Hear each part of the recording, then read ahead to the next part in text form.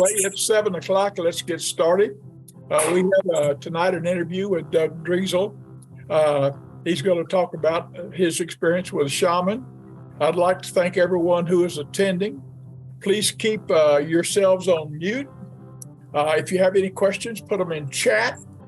Please remember that not everyone has the same belief system, and that we are here to listen and to learn and to grow. So if you don't believe something that's being said, please believe the person making the statement does believe it. Just because you may not be aware or have experienced something yet does not mean it's not real. It could be very real. It's very real for them, of course. So just because you haven't experienced it yet doesn't mean you're not going to, or that it's not real. Just keep that in mind. Keep an open mind.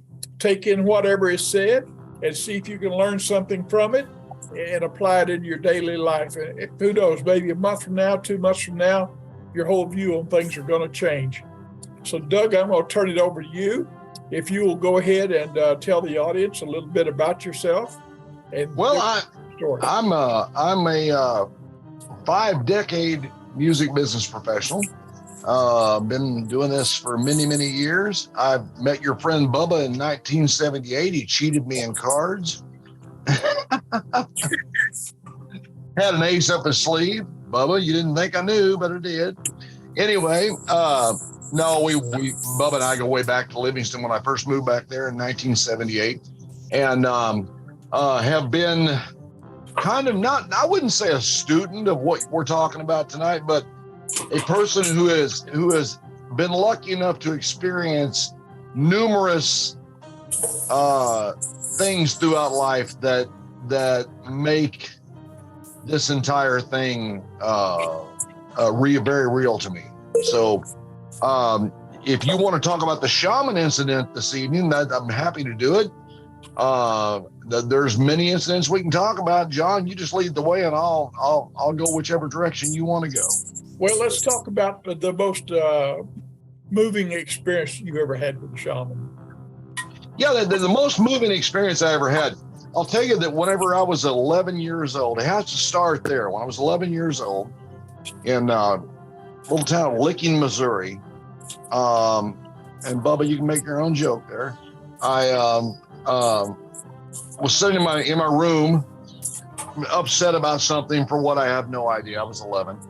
And I looked up and the room was gone, and I saw a big open field and a very ancient boat going down a river, and I witnessed a man coming towards me with a robe on, and his face was nothing more than a light, and the light had all these little messages coming out of it. It was crazy. I was wide awake. This was daytime. And he reached into a thorn bush that was beside my bed, for what I don't know, grabbed a lamb, held it out to me. I went to reach for the lamb, and the whole thing disappeared. And wow. just I wouldn't even call that paranormal. I would call that a mystical God thing.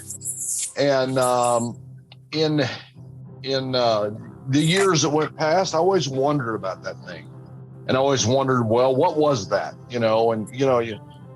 I talked to preachers about it, and I talked to spiritual people about it, and I would tell them about it, and they would all give me their ideas about it, but nobody really had a clue about it.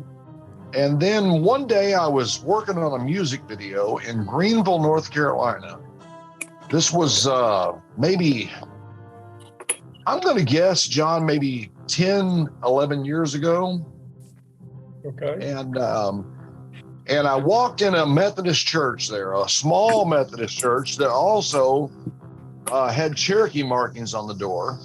Oh, wow. And the pastor combined, she was reaching out to the Cherokee tribes there, trying to bring them closer to Jesus, and combine Cherokee teachings with Christianity. It was kind of she kind of had her own slant on this.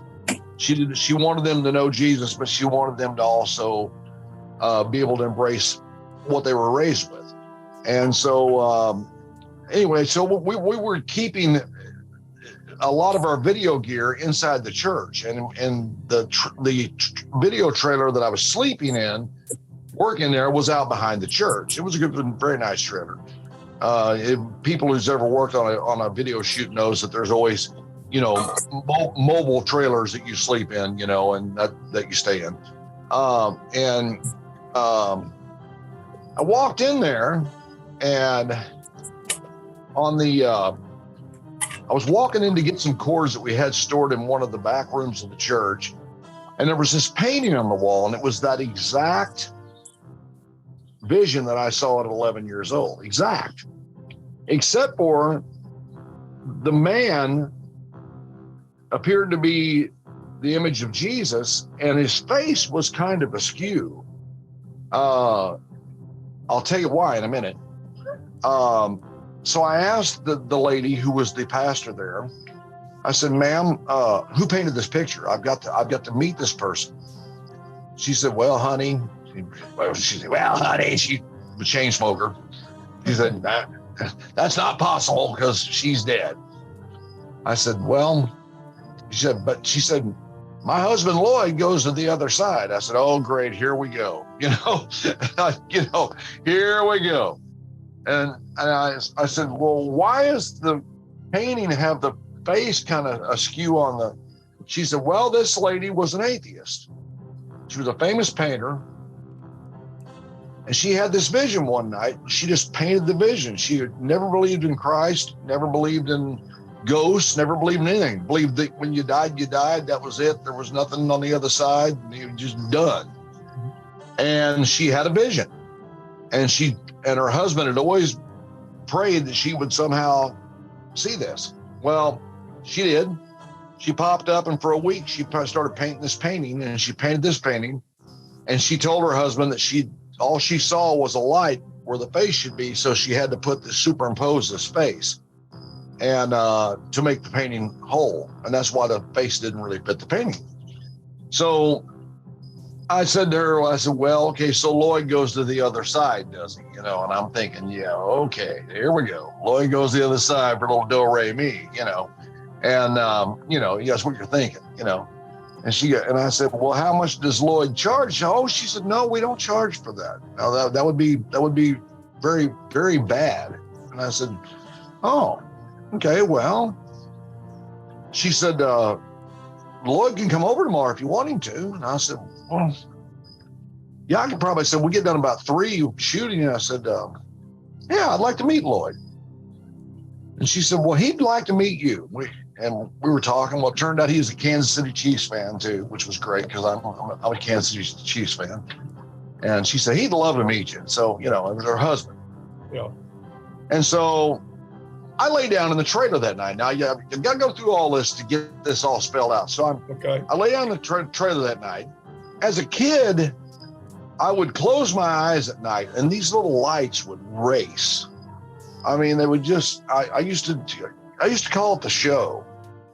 Did you ever see that stuff when you were a kid? In your eyes? Yes. Okay. Funny. So when we all saw that, and we probably all thought to ourselves that it was, just cool. We didn't know what it was, Well, I hadn't seen that in years, so I lay down that night in the trailer, and these little lights start racing in my eyes. Wow, I haven't seen this in years, and this is wild. The lights are going this way and that way. I close my eyes tight. They're just going. I mean, this is really neat. I haven't seen this in forever. I didn't put the two together. Uh-huh.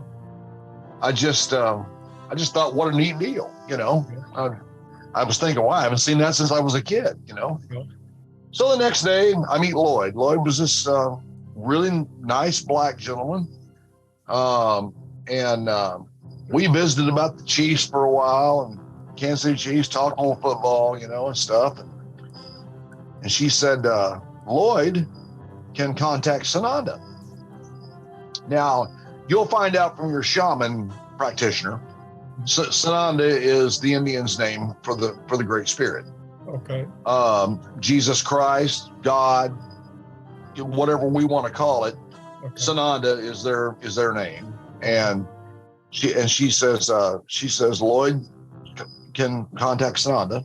I said okay, and she said now first we're going to pray. So we prayed because she said we and I said well, I was still kind of bum puzzled about all this. It was just really kind of because I'm like Bubba, and I know me and Bubba had talks about this. It's like I was sitting back going, I don't really know if this lines up with my teachings as a Christian. I kind of, but I'm being open-minded about it. Unlike Bubba, I'm being open-minded about it, and I'm thinking, well, we'll see what happens here.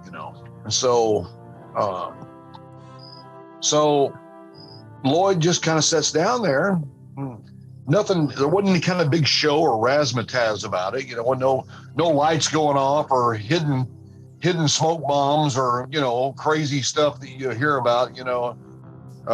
Floating orbs or goopy stuff. He just sits down, closes his eyes, and he opens them back up, and he says, "Well."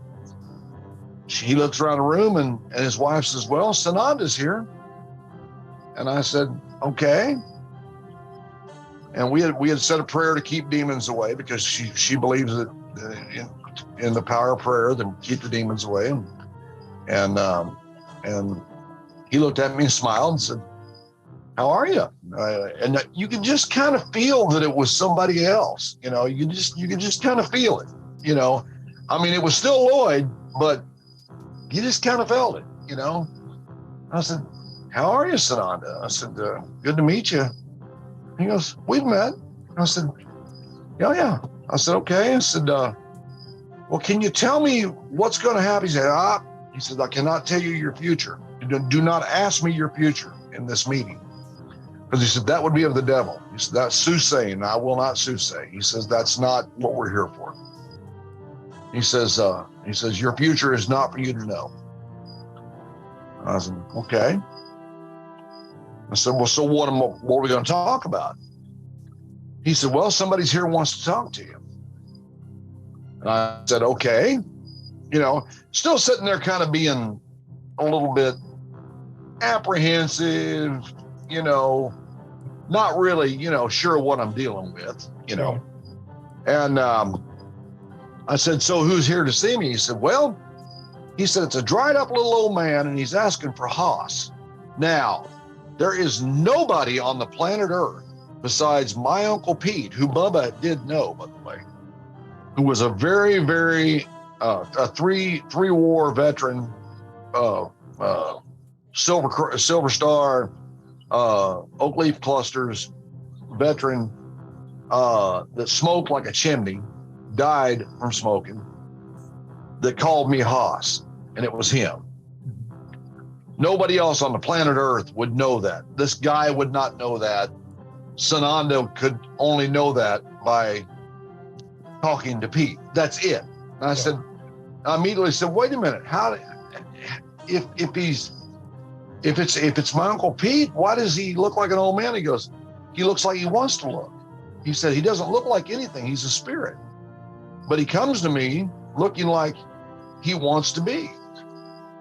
I said, "Okay."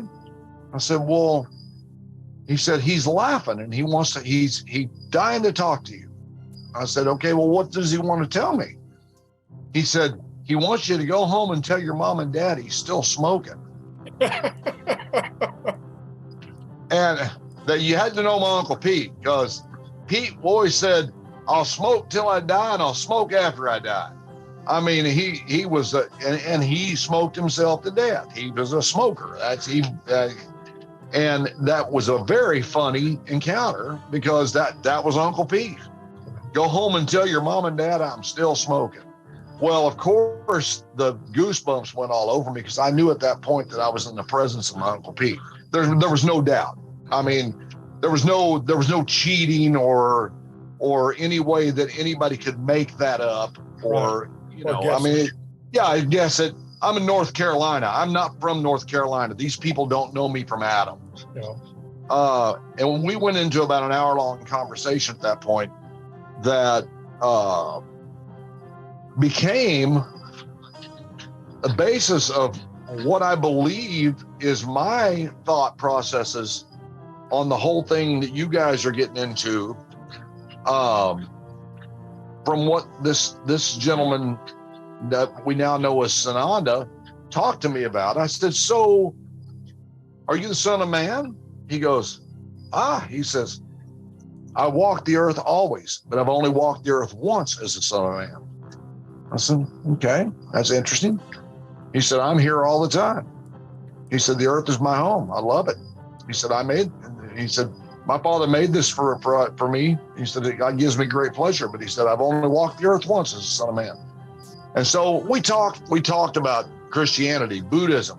We talked about Muslims. We talked about, so many questions started popping up in my mind, about things that I wanted to know. And about the Indian religion, about my Cherokee background. And he said, so tell me, did you enjoy the show? I said, I'm sorry. And he said, you know what I'm talking about, the show.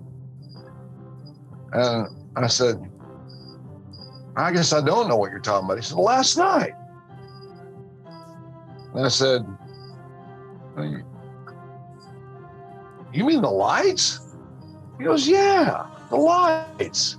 Did you enjoy the show? I said, yeah, I was kind of stunned, actually. And he goes, when you saw those lights as a child, that was me installing your gifts. And he said, I just wanted to remind you before we met today that I was here and I was real. I've never saw him again. I've never been able to close my eyes, no matter how tight. People say, well, maybe you close your eyes tight and you make them. No, I don't see them. And so he said, I just wanted to remind you of that before we met so you would understand. I said, well, yeah. So I saw enough in that hour-long meeting, about an hour with him. And there are hundreds of things we could go over. You could ask me questions and I would give you the answers. So many things we talked about from the past, so many things about the earth and about Christianity and about Cherokee religion, about one God and the actual stand of one God. Cherokees actually believe, and maybe this lady next week will verify this for you, even though they say God of corn, God of light, God of this, God of that, they still believe in one God. It's a very simplistic thing. It's the way they were taught to speak. So, these things, all came to me. So that's my story about the shaman incident, Okay. And yeah. Okay. There's plenty I can tell you. Bubba's over there thinking bah hooky. So Bubba, go ahead. Trip me up, Bubba. And this shaman was from what tribe? Cherokee. Cherokee. Okay. Yep. He was black. And a lot of Cherokees are black. They're of African American descent, and especially in the North Carolina tribes out there, because there was a lot of slaves who bred with the natives that came over, and so you find in the North Carolina tribes in that role you find a lot of African Americans mixed in with the natives. Now, how old were you at the time that you had this experience?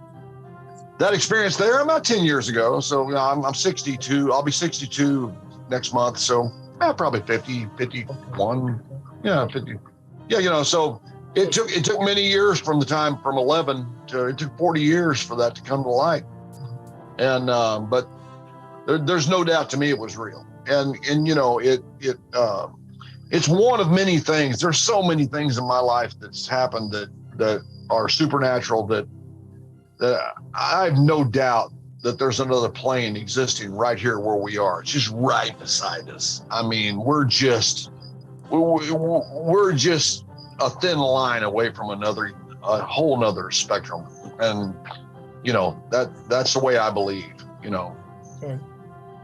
What seemed to be the trigger for this shaman to make his journey, or for God to come to him? It didn't even really seem to be any big whoop, if you know what I mean. Okay. I asked, his wife says that he does it on a regular basis. He makes the journey often. Mm-hmm. And she says, and they never, they wouldn't even take a donation. I mean, I even offered, I said, look, can I make a donation? Mm-hmm. After I found out it was real, Yeah. I actually wanted, can I give you $50? I mean, I want to help you with your ministry. No, they said, we cannot mix the two. It's not right.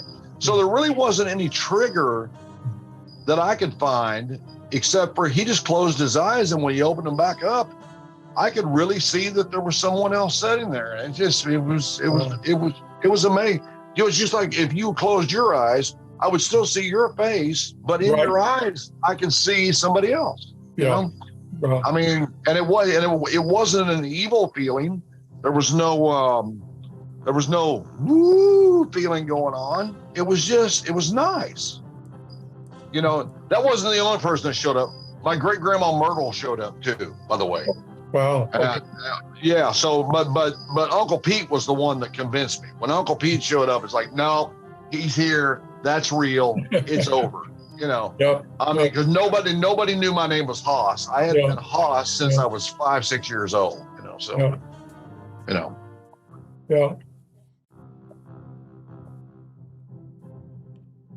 Let's see. Harold's Bubba said, "How's your mother?" Tell that story. I'll unmute if John wants.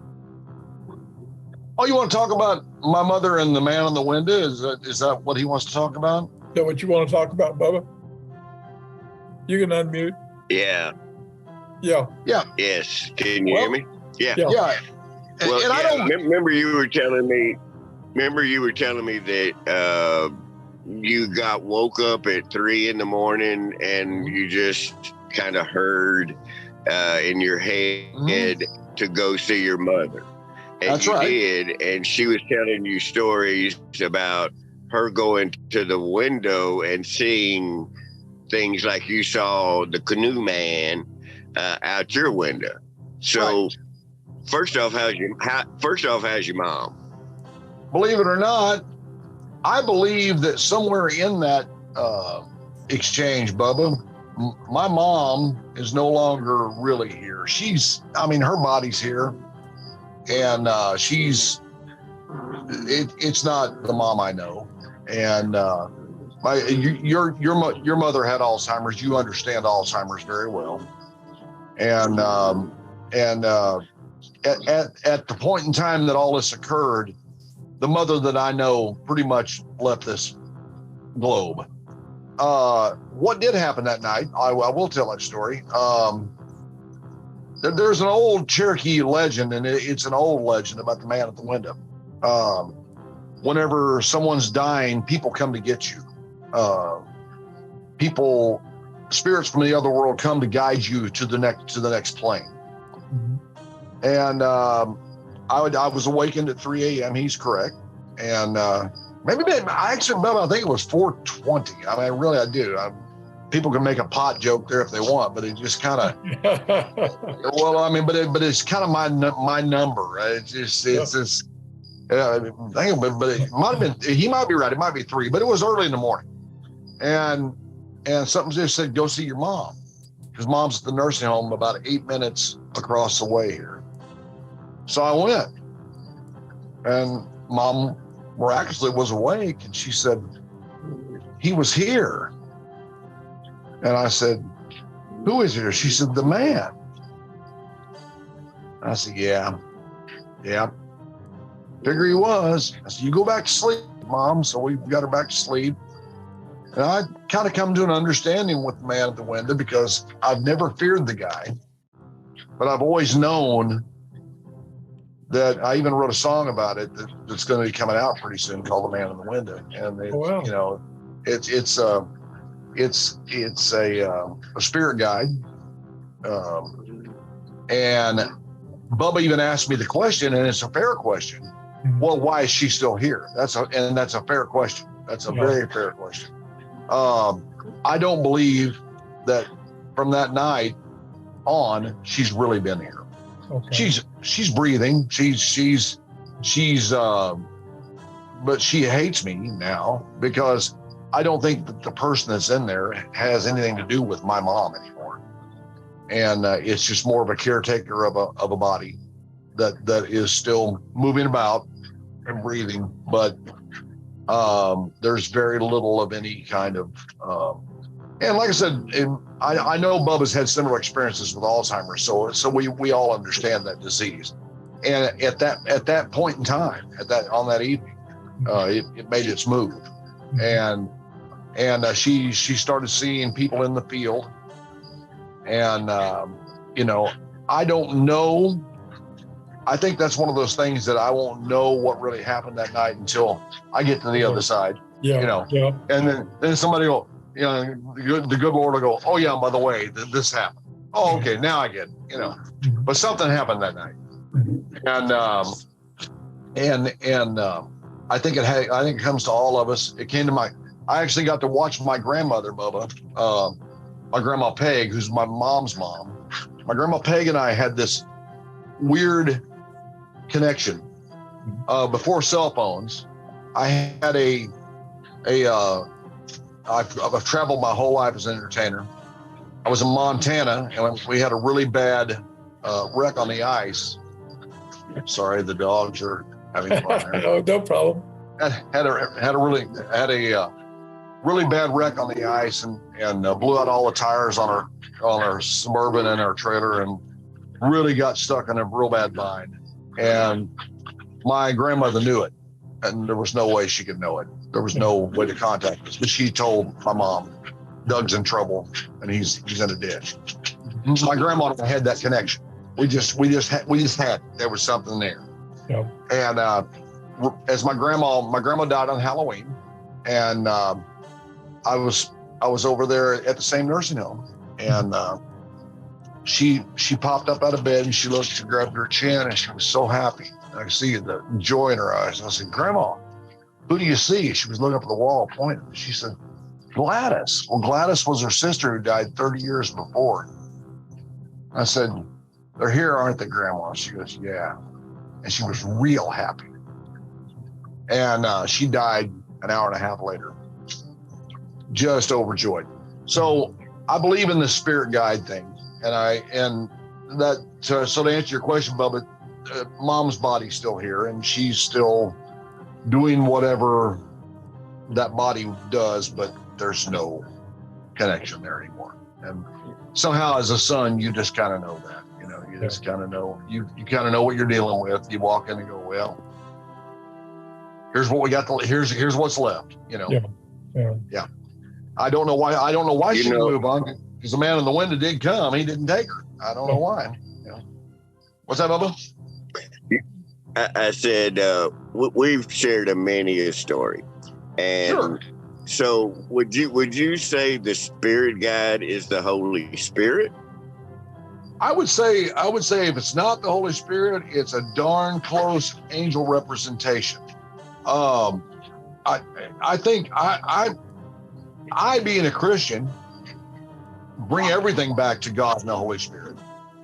And that's why you and I can talk about this stuff, because I know Bubba is in one of those places on this stuff where he kind of wonders how this could all match up and be biblical. And yet I, on the other hand, have seen so much of it, I know it's real. I try to help him because it's, it is definitely not an evil spirit, Bubba, for sure. It's not, there's nothing evil going on there. It is a entity that is to do a job. It has a job to do, and that's what my song says. Man in the window, he's got a job to do. And do I know that it's the Holy Spirit? I don't know that for a fact. I don't have any confirmation of that, but I do know that it's it is a benevolent angel. And I think we're all going to see that. So don't you think that that's why they call it the unknown? And like you said, until we go to the other side, that's when we're going to know everything that our little simple brain can't function. But our brain can't untangle it here. Yeah, our brain can't untangle it. You're right. And that's why it's called that's why it's called the supernatural or the paranormal I got another question then. So why are some people chosen and some not? How come I have not had those experiences? I've had Holy Spirit God moments that just amaze me, and I love that when it happens. But how come some are chosen, you think, than others? I think I'm not sure that it's chosen. I think it's more of being open to it, and I think you and I have talked about that. My wife asked me one time. She knows that of all the things that the experiences I've had. She was around and knew that me and my grandma had that connection, that thing. We just knew about each other. I knew when Grandma died. I knew the moment she left this earth. I was standing in a restaurant over here in Cherokee Village, 8 minutes from the nurse home, and I said, "Well, Grandma's gone."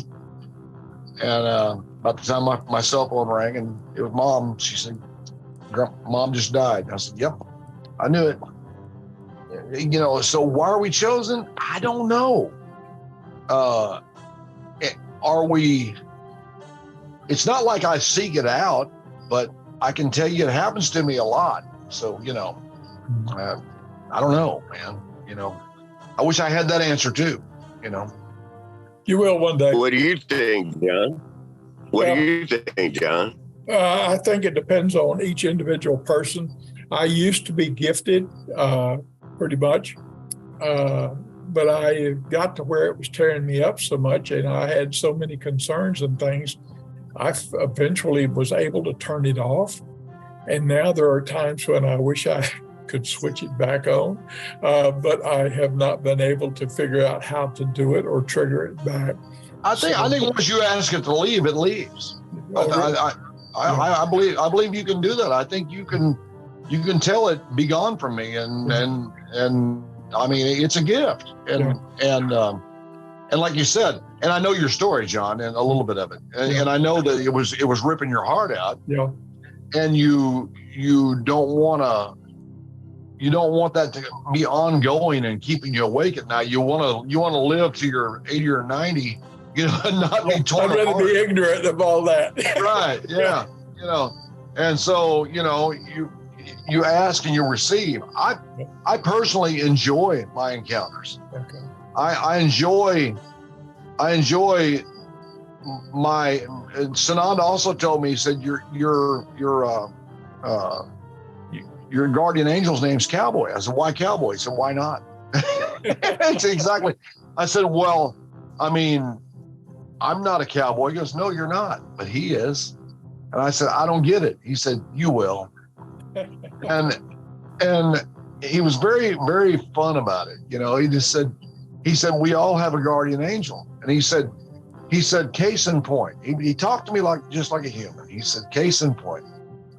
He said, if you ever went to a grocery store and been hurting or sad, and someone come around the corner and say something so profound to you, there's no way that they could possibly have any reason to say that thing to you. Yeah. I said, yeah, I sure have. He said, it's not a person, it's God's angels. Yeah. And he said, they make themselves known when they need to be known. Yeah. And he said, that's what you're dealing with. He said, it's not profound by accident. It's profound because you need to hear it at that point in time. And so maybe Bubba's had that experience and don't know it. Maybe his wife Beverly has had that experience and don't know it.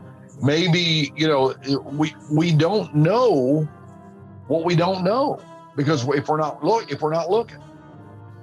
Well, I think a lot of children in life, mom and dad, the kids say, something's in the closet or I'm scared. And mom and dad keep telling them it's not real, to the point where they actually turn that gift off without knowing they've ever had it. Right. I knew as a young kid that there was something going on with the lights.